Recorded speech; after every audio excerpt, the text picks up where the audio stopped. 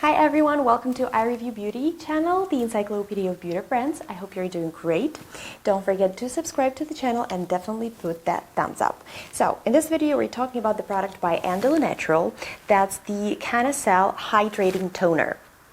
It's the toner that obviously is promising to have some hemp stem cells, so popular these days, all products with the hemp. So the first thing I need to mention that the bottle is really large. It has a spray nozzle, so it's really sort of convenient to apply it on all the areas, but if it gets into your eyes, it might still get a little uncomfortable, so just make sure you're careful with that area. Now, this toner is definitely hydrating according to the reviews, and I've used it myself. I have oily skin, so that's very important. If you have oily skin, sometimes it becomes dehydrated and you have those dry patches or maybe some redness. So this is the product that you can use on those areas.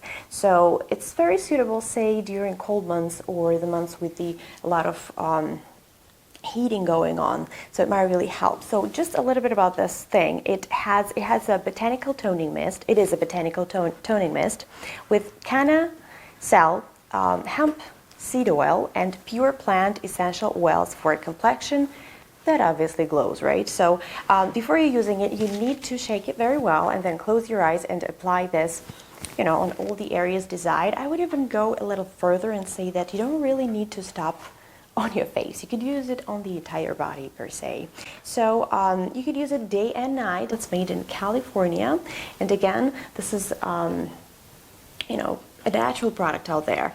And although the price might be a little bit more expensive for some, but they have pretty often they have discounts for their products. So I think, guys, this is it. Hydrating toner for all skin types, oily combination included for specific areas. You could use it just for the under eye area if you want.